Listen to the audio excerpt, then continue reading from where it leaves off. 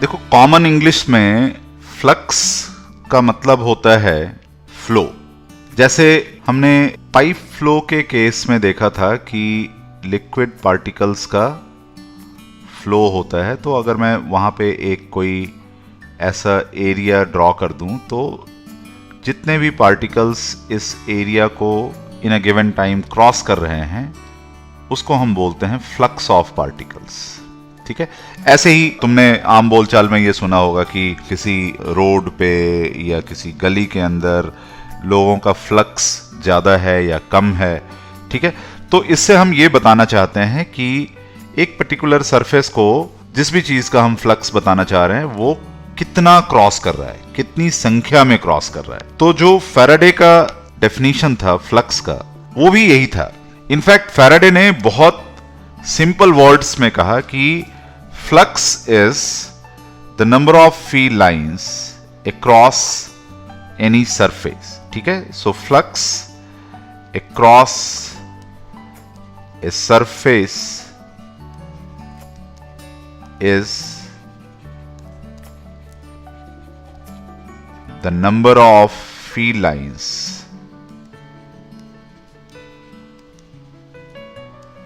crossing that surface। ठीक है, मैंने आपको बताया कि फैराडे मैथमेटिकली नहीं चलता था, तो इसलिए ऐसा एक सिंपल सा डेफिनेशन उसने बनाया। हालांकि बाद में हमने ये देखा कि इलेक्ट्रिक फील्ड, अगर मैं क्वांटिटी के टर्म्स में इसको डिफाइन करना चाहूँगा तो वो हमेशा इंटीजर नहीं होता, या अगर इलेक्ट्रिक फील्ड को मैं एरिया वेरिया के साथ रिलेट करूँगा तो जो फाइनली फ्लक्स क्वांटिटी आएगी वो हमेशा इंटीजर नहीं होगी। तो इसलिए हम अब ये बोलते हैं कि electric flux across a surface is proportional to the number of field lines crossing that surface. But हम फैराडे के ओरिजिनल डेफिनेशन को अगर लेके चलेंगे तो उसने कहा था कि this is equal to the number of field lines crossing a surface. अब जरा समझने की कोशिश करते हैं कि ये फ्लक्स क्वांटिटी जो है जिसको हम फाई से डिनोट करते हैं, ये फ्लक्स क्वांटिटी किस किस चीज पे डिपेंड करेगा। So let us take an example of uniform electric field. Uniform electric field अगर होगा तो तुम समझ सकते हो कि फील्ड लाइंस फिर पैरेलल इक्वी स्पेस्ड लाइन के फॉर्म में होगा, क्योंकि फिर लाइन डेंसिटी को पूरे स्पेस में एक जैसा होना होगा। तो यहां पे मैंने ये फील्ड लाइंस दिखाए हैं जो पैरेलल इक्वी स्पेस्ड, ये यूनिफॉर्म फील्ड है। अब बहुत ही आसानी से हम ये बोल सकते हैं कि अगर एक मैं एरिया कोई इसमें लेता हूं, let us call this area A1, तो A1 से जो number of field lines pass कर रहा है वो दूसरा एरिया A2 के नंबर ऑफ फील्ड लाइंस के कंपैरिजन में कितना कम है। तो अगर यूनिफॉर्म फील्ड है तो लाइन डेंसिटी या number of field lines per unit area ये तो कांस्टेंट हो जाएगा। तो ऑब्वियसली जो नंबर ऑफ फील्ड लाइंस है वो प्रोपोर्शनल टू एरिया हो जाएगा। ठीक है, N will be proportional to A। तो इसका मतलब है जो फ्लक्स है that should be proportional to area. ठीक है, in case electric field is uniform. ठीक है, तो मैं यहां पे लिख देता हूं इफ E इज कांस्टेंट। ठीक है, अच्छा, अब मैं अगर एरिया को कांस्टेंट रख करके फील्ड को डबल कर दूं तो क्या होगा? लाइन डेंसिटी को डबल करना पड़ेगा, क्योंकि फैराडे का स्कीम है कि फील्ड लाइन डेंसिटी के प्रोपोर्शनल होगा। तो उस केस में उसी एरिया से अब double number of field lines cross कर रहे होंगे, क्योंकि हमने लाइन डेंसिटी को डबल कर दिया। तो इसका मतलब if you keep area constant then flux should also be proportional to E। ठीक है, if area is kept constant. ठीक है, ये सारा चीज हम लॉजिक से लेके चल रहे हैं। अब एक बहुत सिंपल सा ऑब्जर्वेशन की जरूरत है हमको कि अगर मैं इसी एरिया A2 को टिल्ट कर दूं ऐसे, क्या अब भी नंबर ऑफ फील्ड लाइंस तुमको उतने ही दिख रहे हैं जितना A2 को ऐसे इस तरह से फील्ड के परपेंडिकुलर प्लेन में ओरिएंट करने पे दिख रहा था? मुझे तो नहीं दिख रहा, मुझे कम दिख रहा है। तो इसका मतलब है कि मुझे कुछ ना कुछ ऐसा एंगल के साथ प्ले करना होगा कि ये नंबर ऑफ फील्ड लाइंस उस एंगल के साथ रिलेट हो जाए। अच्छा, एक दो चीजें देखते हैं हम।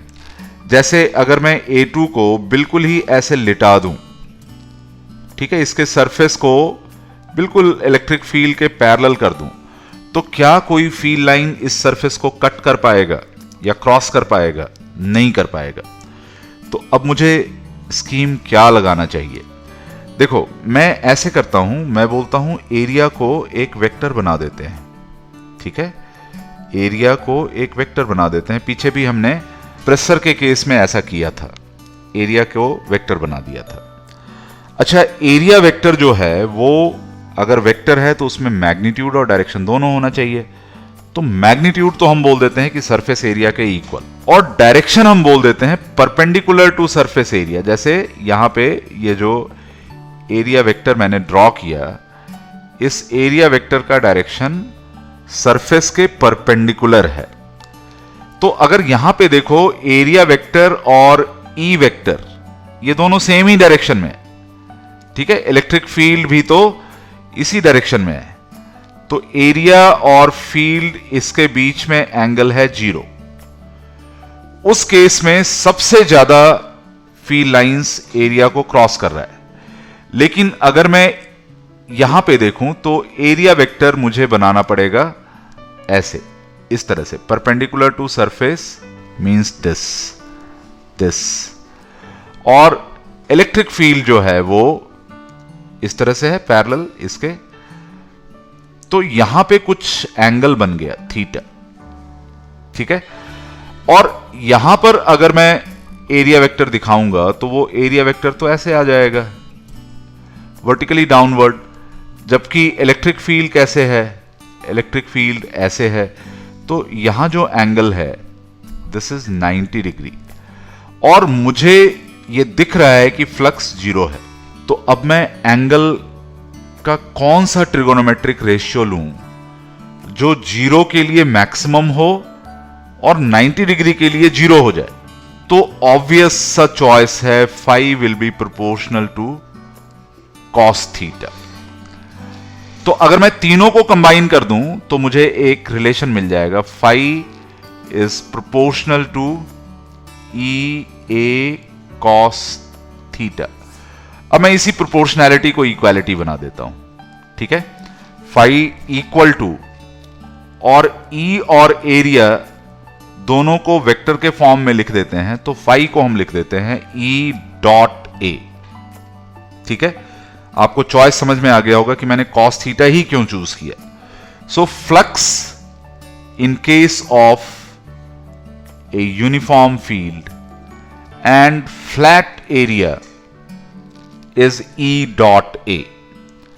मैथमेटिकली मैं आपको यही बोल रहा था कि इस चीज का जो वैल्यू है वो इंटीजर आए जरूरी नहीं है, ये फ्रैक्शन में भी आ सकता है, डेसिमल में भी आ सकता है। इसलिए मैं बोल रहा था कि फैराडे के ओरिजिनल डेफिनेशन को हम थोड़ा सा ट्वीक करते हैं, यहां पे थोड़ा सा चेंज करते हैं और बोलते हैं कि फ्लक्स जो है ये proportional to number of field lines crossing area है। ठीक है, अगर एरिया फ्लैट नहीं है, कर्व्ड है, इर्रेगुलर शेप का है, और फील्ड भी ऐसा यूनिफॉर्म नहीं है, कैसे भी चेंज हो रहा है, तो वैसे केसेस के लिए क्या करें?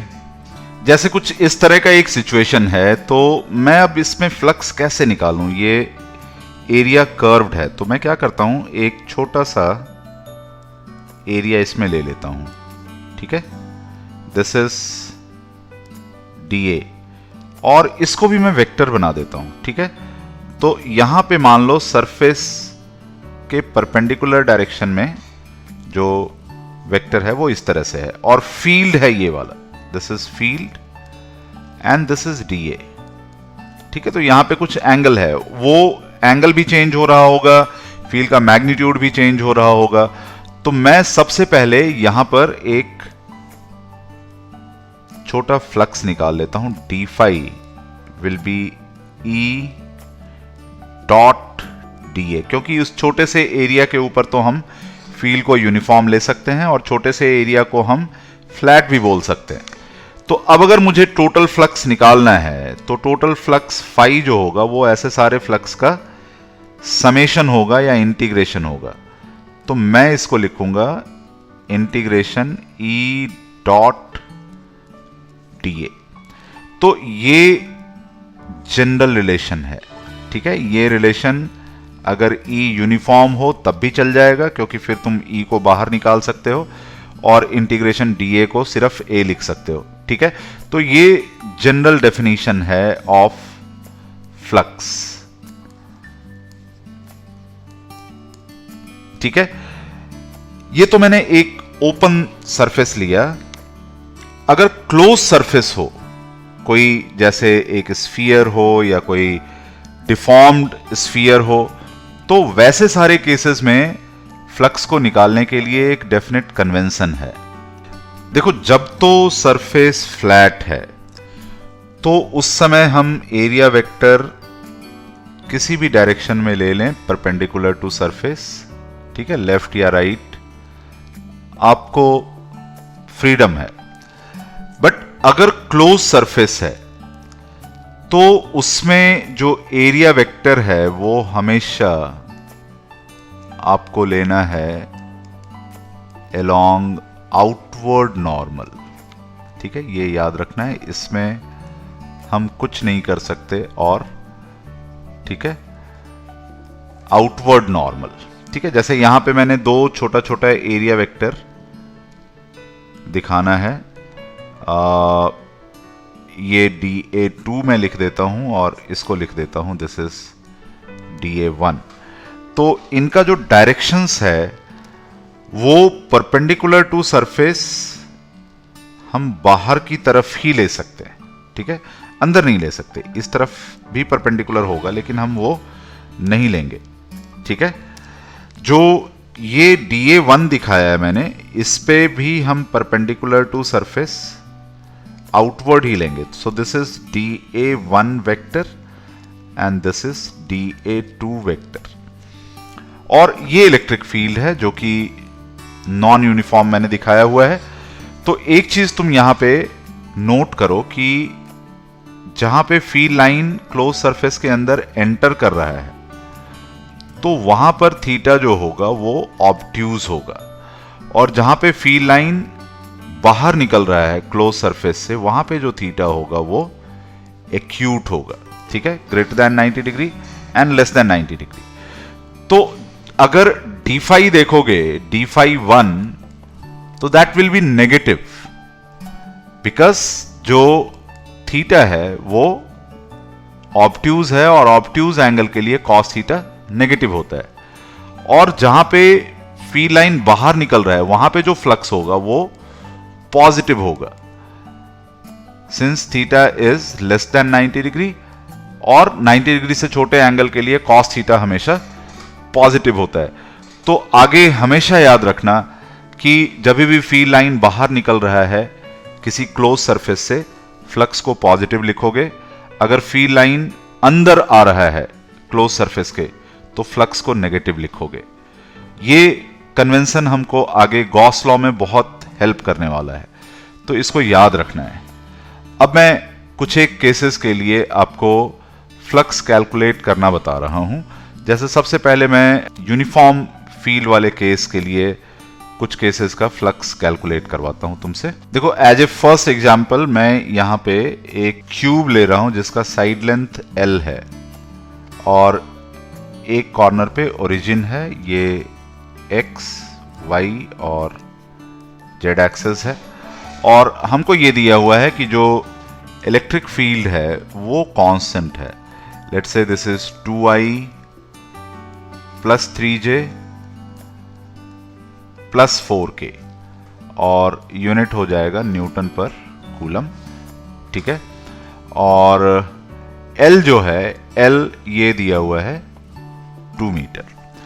अब मुझे बताना है फ्लक्स फाई across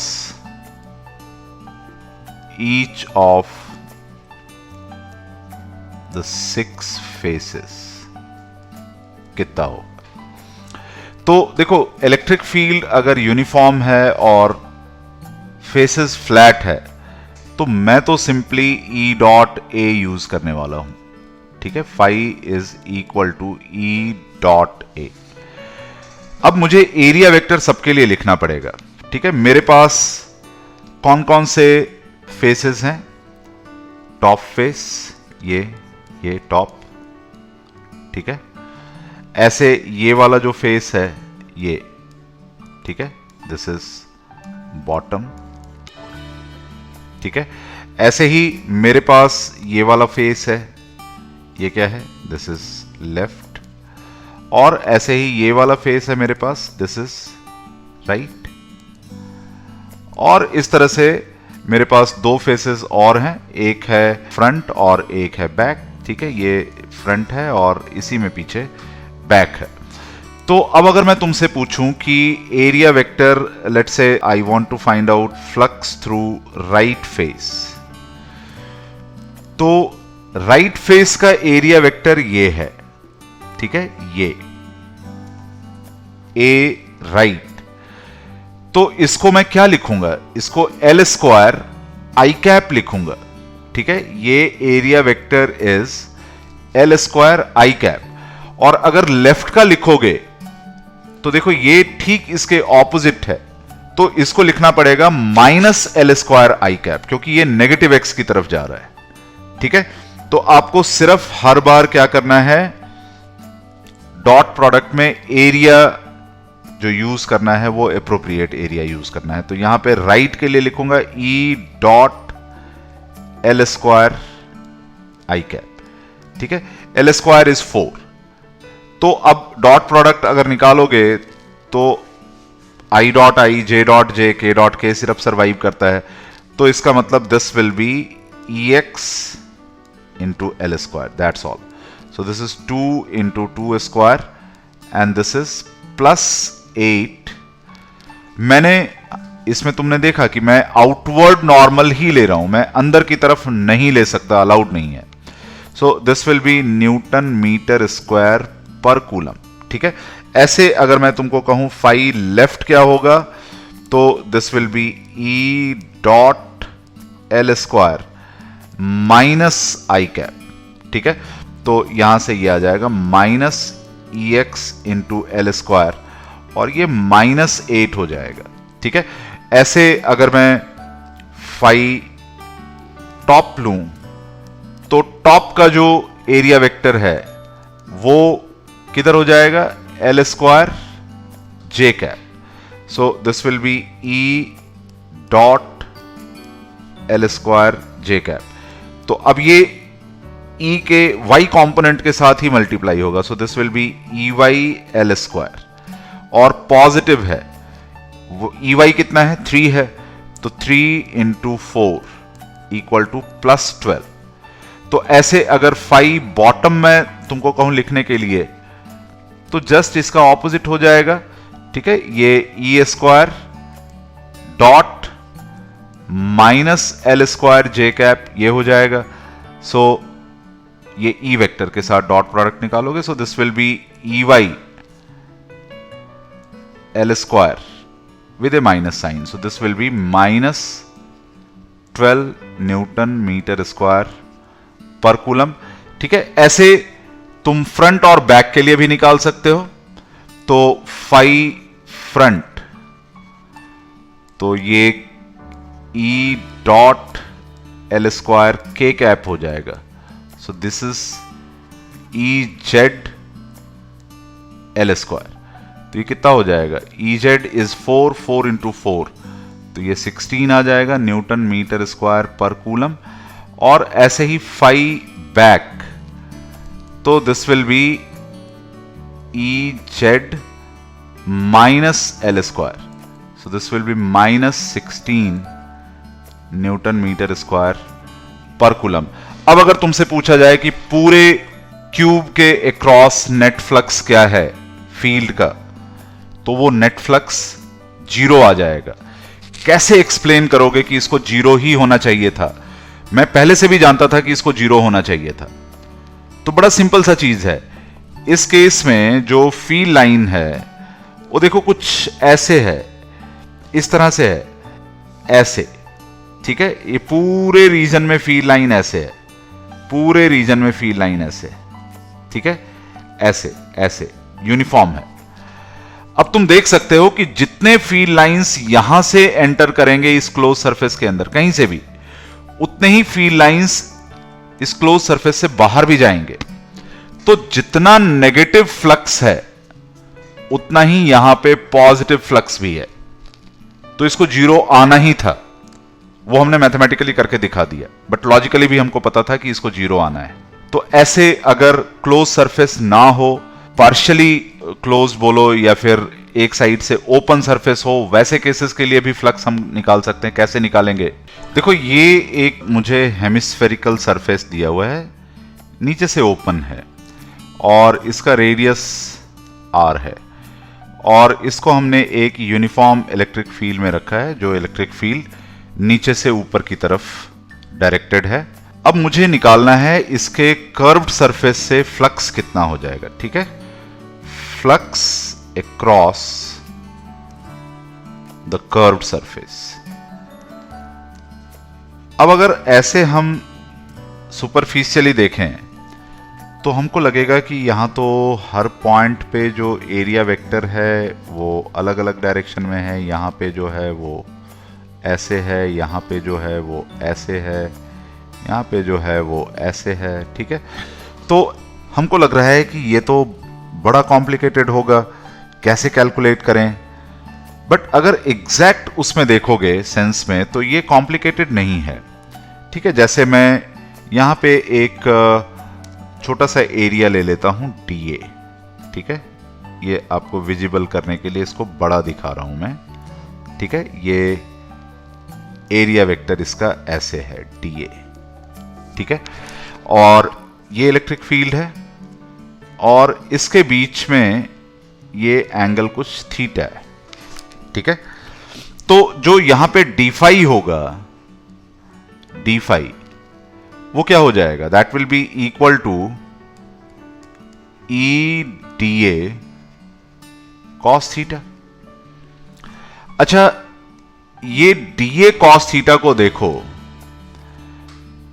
इसको मैं यहां पे अगर प्रोजेक्ट करूं, ये एक प्लेन है जो perpendicular to the direction of electric field है।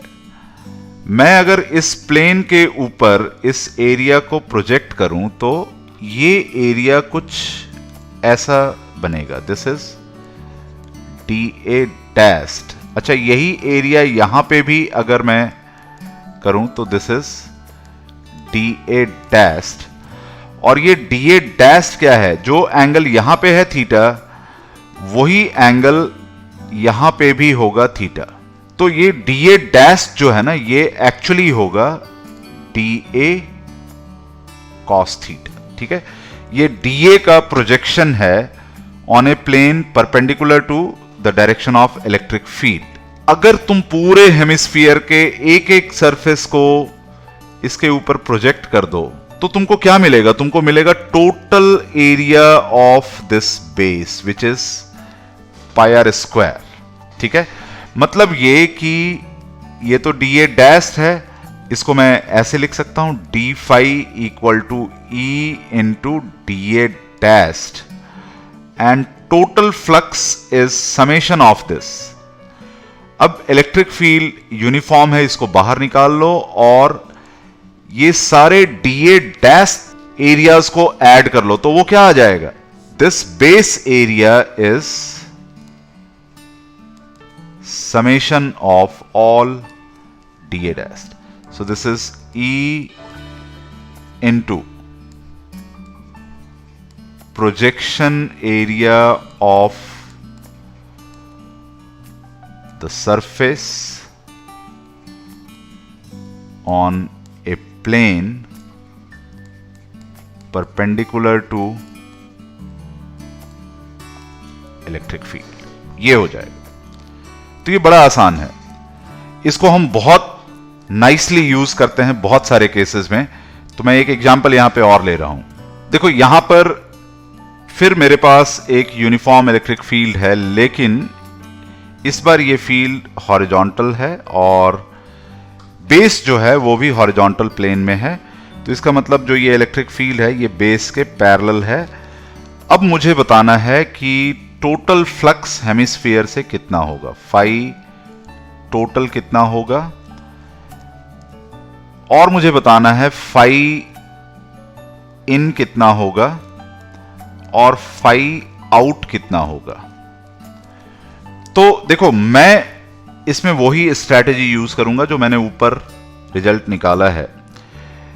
दिस इज ए प्लेन, ये वाला जो है, which is perpendicular to the direction of electric field. ठीक है, ये इलेक्ट्रिक फील्ड के परपेंडिकुलर डायरेक्शन में एक प्लेन है। अब अगर मुझे फाई इन निकालना है तो मैं क्या करूंगा कि मुझे पता है कि फाई इन किधर से होगा, ये लेफ्ट वाले फेस से होगा।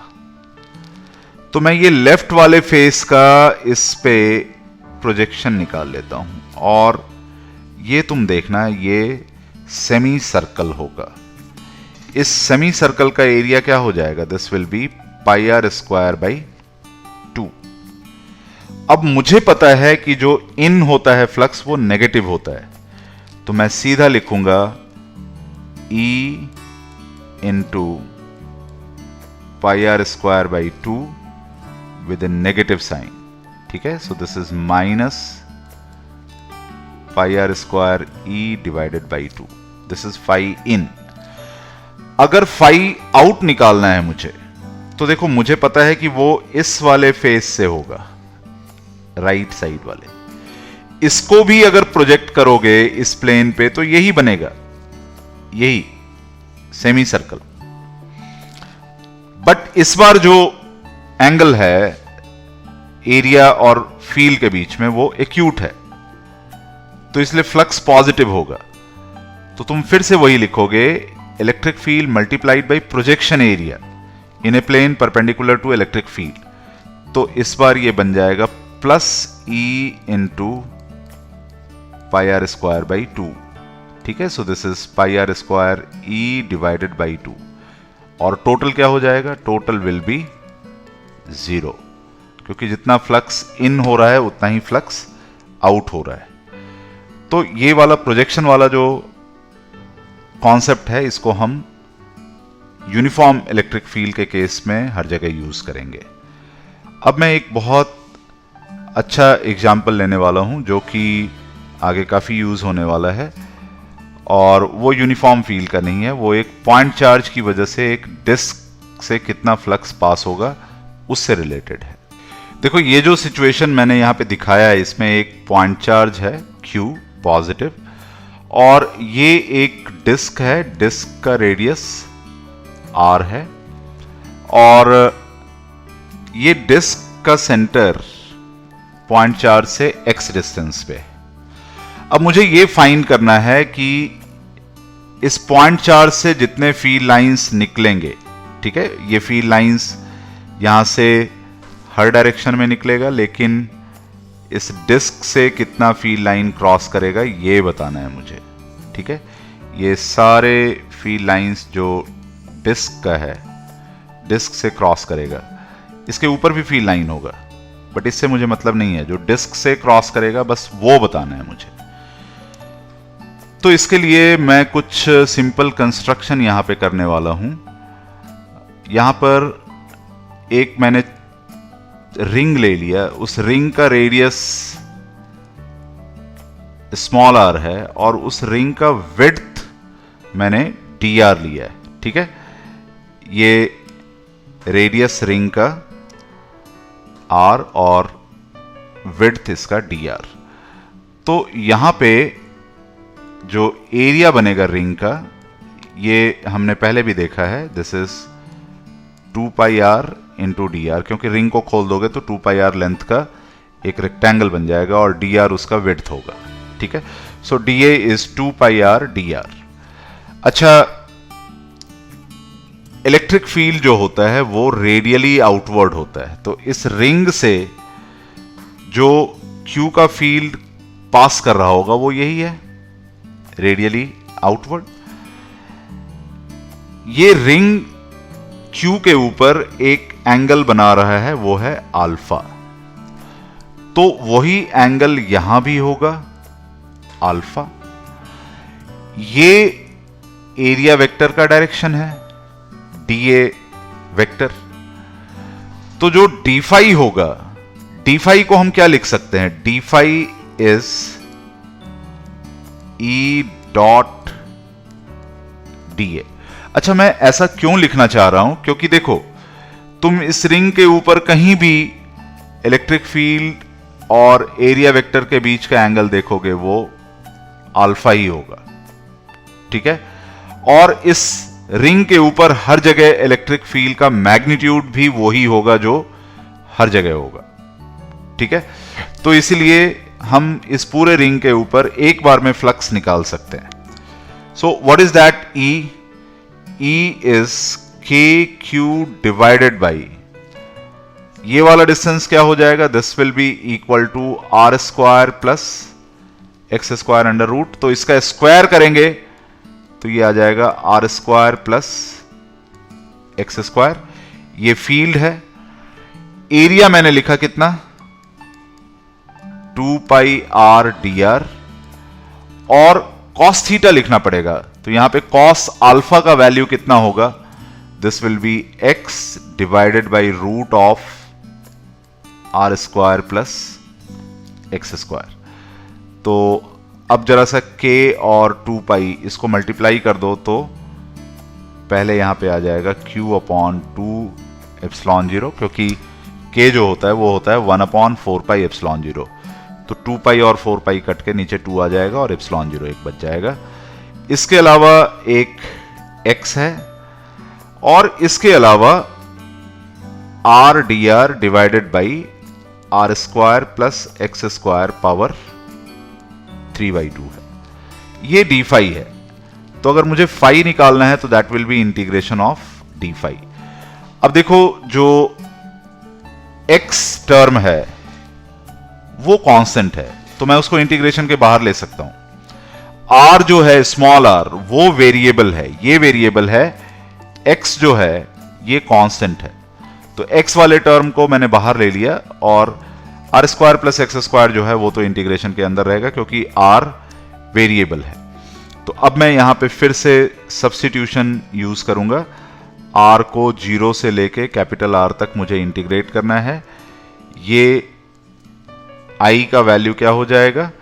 तो इसमें R square plus X square, इसको ले लो z।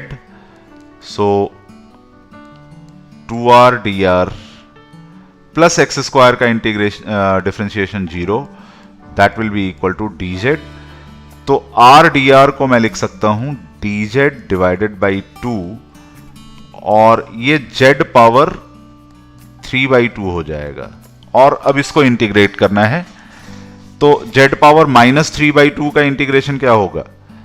z power -3/2 plus 1 upon -3/2 plus 1 और इंटू 1/2, ये हो गया। और इसका इंटीग्रेशन ये इंटीग्रेशन करके ही आया है। तो अब यहां से तुम देखो, ये आ जाएगा माइनस, यहां से हाफ और ये 2 कैंसिल हो जाएगा, तो ये आ जाएगा -1 अपॉन z पावर हाफ हो जाएगा। नीचे डिनोमिनेटर लिख रहे हैं, अदरवाइज z पावर -हाफ लिखना पड़ता है, ठीक है। तो ये माइनस साइन, इसको हटाने के लिए या तो हम इंटीग्रेशन के लिमिट्स को उल्टा कर देंगे, तो this will be equal to qx upon 2 epsilon 0, और 1 अपॉन z पावर हाफ लिख देता हूं मैं। तो 1 upon root of R square plus X square, minus हटाया है तो लिमिट्स को उल्टा कर दूंगा, R to 0, this is phi, and therefore phi is q upon 2 epsilon 0, और x को मैं अंदर कर दूंगा। तो अगर 0 रखोगे तो x divided by root of X square is also x, minus x divided by, अब कैपिटल R रख दो, R square plus x square. So therefore phi is q upon 2 epsilon 0 1 minus x upon root of r square plus x square, जिसको तुम ऐसे भी लिख सकते हो, this is equal to q upon 2 epsilon 0 1 minus cos theta. यहाँ पे theta जो है वो सेमी वर्टेक्स एंगल है, ये जो थीटा है ये सेमी वर्टेक्स एंगल है इस कोन का। तो ये बड़ा यूज होने वाला रिलेशन है। तो आज के लेक्चर में मैंने तुमको फ्लक्स निकालना सिखाया, इलेक्ट्रिक फील्ड लाइंस के बारे में सिखाया। अब एक इसका बहुत ही इंपॉर्टेंट एप्लीकेशन होता है गॉस लॉ, वो मैं आपको अगले लेक्चर में बताऊंगा। तो अब तुम होपफुली फ्लक्स कैलकुलेट कर पाओगे और इसके साथ जो असाइनमेंट है उसको सॉल्व कर पाओगे। तो you have to do that, आपको वो असाइनमेंट सॉल्व करना है and hopefully you will be able to do that. Thank you.